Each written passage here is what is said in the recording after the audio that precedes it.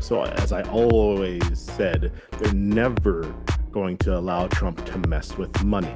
They'll And let I him think, mess with Chris, everything else. I think you're absolutely right, Chris. And I admit, I was somewhat skeptical when you said it. I let my natural pessimism get the better of me. But here we have, I think, really strong evidence that you know what's what. Would you care to tell our listeners all about it? Yeah, no, so a few months ago, it was a few months, Oh, yeah. Trump and the Trump administration wanted to get rid of a governor of the Federal Reserve, Lisa Cook. Yes. And she was a Biden appointee, I believe, and she's Hmm. also an African American woman. Hmm. And Trump has decided that he can unilaterally fire her, which he tried to do. And the reason that he did it was because he claimed Hmm. that she basically committed mortgage fraud, but there was no proof of that. And so In fact, she, it was proof rather to the opposite, actually. yeah, Yeah. and so she wound up, I think, suing him or suing the government and saying, you can't fire me because the president cannot directly fire a member of the Federal Reserve because it is an Hmm. independent organization. The only way you can get rid of them is if they have committed a crime or have done something, like Yeah. that. For And cause. for Exactly. you have to fire them for cause. You can't fire them just because they're at will employees. This is the Federal Hmm. Reserve because again, the idea of the Federal Reserve is to prevent the executive from influencing Hmm. the economy in such a way that they can try to make it better for them in an election year. Yeah. Trying to prevent what Richard Nixon did from ever happening again, basically. Exactly. So her case went before at least, well, I guess, two courts now. But then Hmm. and they both said, yeah, this is outrageous. You can't do this. And so Trump appealed to the Supreme Court, and this is where it gets dicey because there is a MAGA majority on the Supreme Court. Hmm. That's right. And this is where it gets spicy because Patrick, what happened? Well, what's interesting here is this. The Supreme Court case that should be controlling on this issue, Humphrey's executor, was very, very clear. It decided 100 years ago, and it said that you can't fire people who are protected by a for cause clause, right? And that used to extend not just to the Federal Reserve, but to a bunch of independent organizations put into law by Congress. And so they don't exist purely as expressions of the president's will, but instead they're authorized by Congress to perform certain tasks under the executive.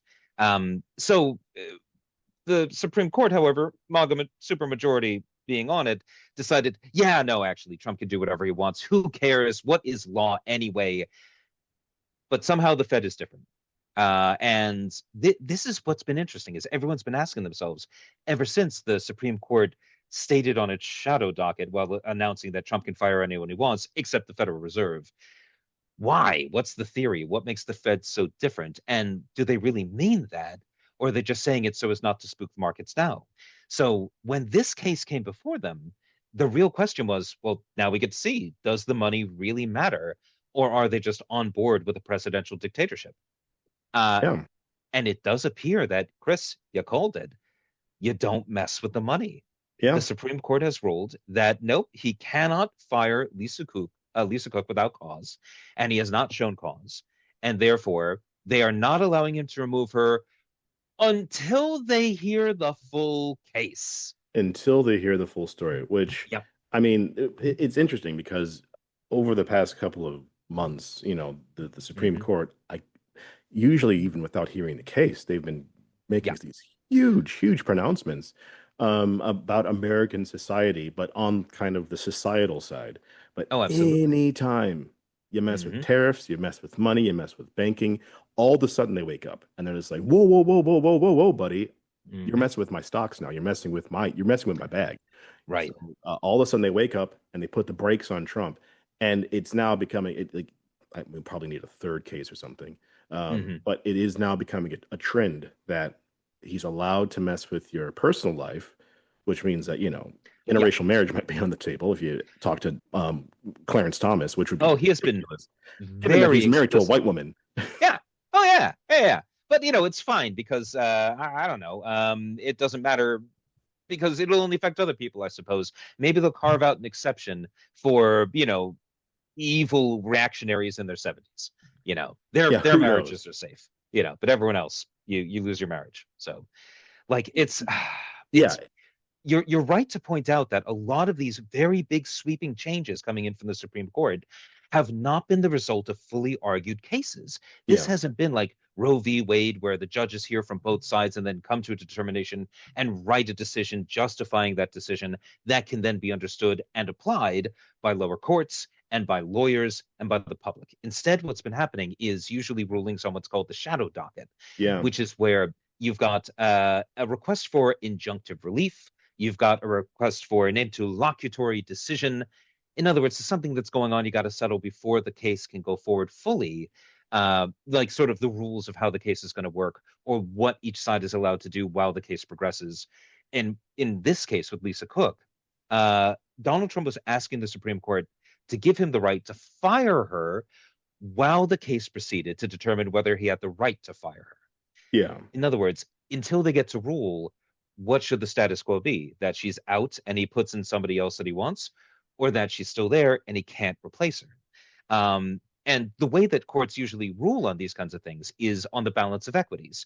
You take into considerations things like, who is more hurt by not having their way in the interim? Is one side going to be permanently injured by having the other side win on this, preliminary issue? What's precedent say? What are the facts of the case? All these things you want to take into consideration. Yeah. And Donald Trump has won again and again and again on these issues in the teeth of all those considerations.